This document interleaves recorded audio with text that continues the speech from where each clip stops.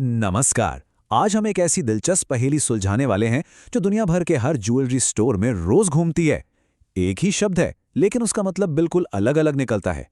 चलिए, बिना देरी किए सीधे मुद्दे पर आते हैं और समझते हैं इसका पूरा चक्कर। अब एक तरफ है 24 कैरेट सोना। यहाँ कैरेट का मतलब उसकी शुद्धता यानी प्योरिटी से है। पर वही दूसरी तरफ जब बात 24 कैरेट हीरे की आती है तो अचानक से इस शब्द का मतलब वजन यानी वेट बन जाता है। सोचने वाली बात है, शब्द तो एक ही है, धातु के लिए शुद्धता और पत्थर के लिए वजन, ये आखिर कैसा कंफ्यूजन है? तो सवाल उठता है कि आखिर इतिहास में ऐसा क्या हुआ था कि मापने का एक ही स्टैंडर्ड दो इतनी अलग-अलग दिशाओं में बंट गया। ये एक ऐसी हिस्टोरिकल मिस्ट्री है जिसके तार हजारों साल पीछे जुड़े हुए हैं, और इस राज से पर्दा उठाने के लिए हमें वक्त में थोड़ा पीछे चलना होगा। कहानी शुरू होती है मेडिटरेनियन यानी भूमध्य सागर के इलाकों में मिलने वाले एक पेड़ से। इसे कैरोब ट्री कहते हैं। उस जमाने के व्यापारी इस पेड़ के बीजों पर आंख मूंद कर भरोसा करते थे। क्यों? क्योंकि उनका पक्का मानना था कि चाहे कुछ भी हो जाए, इन बीजों का आकार और वजन हमेशा बिल्कुल एक बराबर रहता है। और उस वक्त जब बिना भरोसे के व्यापार करना लगभग नामुमकिन था, तब ये एक रूप था किसी चमत्कार से कम नहीं थी। जरा सोचिए, जब वजन नापने की कोई डिजिटल मशीन तो थी नहीं, तो उन व्यापारियों ने कितना गजब का दिमाग लगाया। उन्होंने इन कैरोब बीजों का इस्तेमाल कीमती पत्थरों को तौलने के लिए शुरू कर दिया। सबसे हैरानी की बात तो यह है कि हर एक बीज का वजन लगभग 200 मिलीग्राम के ही बराबर होता था। बिना किसी मॉडर्न टेक्नोलॉजी के उन्होंने इन प्राकृतिक बीजों को ही अपना यूनिवर्सल पैमाना बना डाला। अब इसका भाषाई सफर और भी ज्यादा मजेदार है। एक पेड़ का नाम अलग-अलग देशों और संस्कृतियों के साथ घूमता रहा। यूनानी भाषा में इस पेड़ को केराटियन कहा गया, फिर वहां से निकलकर अरबी में ये किरात बना, इटली पहुंचा तो किराटो हो गया, और आखिर में सदियों का लंबा सफर तय करने के बाद अंग्रेजी में ये बन गया कैरेट। एक छोटे से बीज से लेकर ग्लोबल स्टैंडर्ड बनने तक की ये कहानी दिखाती है कि व्यापार ने भाषाओं को कैसे आपस में जोड़ दिया। लेकिन अब दिमाग में ये जरूर आता है कि आखिर ये 24 का ये आंकड़ा कहाँ से टपक पड़ा। इसके लिए हमें मिलना होगा रोमन सम्राट कॉन्स्टेंटाइन प्रथम से। उन्होंने क्या किया कि एक बिल्कुल शुद्ध सोने का सिक्का चलाया जिसका नाम था सॉलिडस।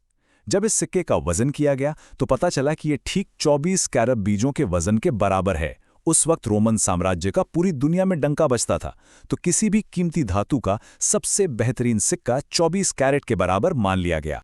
पर 24 ही क्यों, 20 या 30 क्यों नहीं? इसके पीछे एक बहुत ही शानदार गणित छुपा है, यानी डिविजिबिलिटी रूल।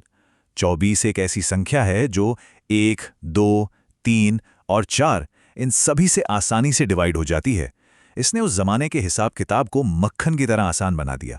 और ध्यान दीजिए, ये हमारे दूसरे सिस्टम्स के साथ भी कितना परफेक्टली मैच करता है। जैसे दिन में 24 घंटे, 60 मिनट और एक दर्जन में 12। पूरा मैथ और व्यापार का एक बेहतरीन कॉम्बो।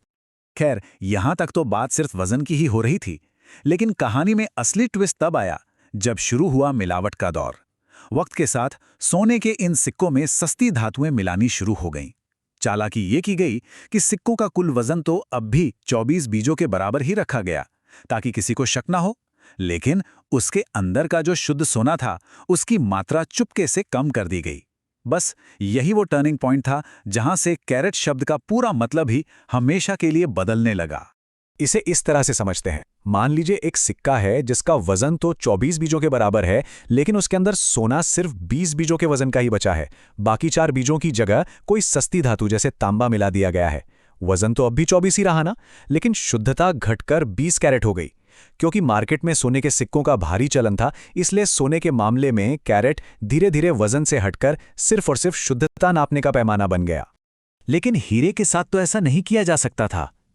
हीरे को पिघलाकर उसमें कोई लोहा या तांबा तो नहीं मिला सकते ना। जब हीरे में मिलावट हो ही नहीं सकती, तो उसकी शुद्धता घटने का कोई सवाल ही पैदा नहीं होता। एक हीरा तो हमेशा 100% हीरा ही रहेगा। इसलिए हीरे और दूसरे कीमती पत्थरों के लिए कैरेट का मतलब वही पुराना रहा, यानी सिर्फ और सिर्फ वजन नापने का तरीका। और लीजिए, इस तरह एक ही शब्द ने दो बिल्कुल अलग रास्ते पकड़ लिए। अब इस कंफ्यूजन को थोड़ा सुलझाने के लिए आगे चलकर कुछ भाषाई बदलाव भी हुए। जैसे अमेरिका में, वहां तो उन्होंने स्पेलिंग ही अलग कर दी।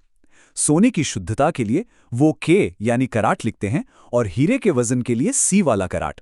लेकिन भारत और ब्रिटेन जैसे देशों की बात करें तो वहाँ एक दिलचस्प बात यह है कि आज भी दोनों के लिए सी का ही इस्तेमाल होता है, चाहे सोना खरीदना हो या हीरा। फिर आया साल 1906, जब एक बहुत बड़ा खुलासा हुआ। एक साइंटिफिक रिसर्च ने हजारों साल पुरानी उस मान्यता को बिल्कुल तोड़कर रख दिया। पता चला कि कैरोब के बीज एक समान बिल्कुल नहीं होते, उनके वजन और आकार में भी फर्क होता है। लेकिन तब तक आम जनता की जुबान पर कैरेट शब्द इतनी बुरी तरह चिपक चुका था कि उसे बदलना नामुमकिन था। इसलिए 1907 में मेट्रिक कैरेट को ऑफिशियली फिक्स कर दिया गया कि भाई एक कैरेट आज से बिल्कुल सटीक 200 मिलीग्राम के बराबर ही होगा। बीजों का काम वही खत्म हो गया, लेकिन नाम हमेशा के लिए कैरेट ही रह गया। आज की डेट में जब हम किसी ज्वेलरी स्टोर पर जाते हैं तो इन नंबर्स का असली मतलब पता होना बहुत जरूरी है। 24 कैरेट का मतलब है एकदम शुद्ध सोना, जिसे मार्केट में 99.9% शुद्ध माना जाता है। वहीं 22 कैरेट में 91.6% सोना होता है, 18 कैरेट में 75% और 14 कैरेट में लगभग 58.3% सोना होता है। ये ब्रेकडाउन हमें एकदम क्लियर पिक्चर दे देता है कि जब गहने खरीदे जा रहे हैं तो उसमें कितना पैसा सोने का है और कितना बाकी धातुओं का। और वहीं हीरे की दुनिया का अर्थशास्त्र तो बिल्कुल ही अलग चलता है। हीरे के मामले में वजन बढ़ने के साथ इसकी कीमत घातीय या कहें एक्सपोनेंशियल तरीके से बढ़ती है।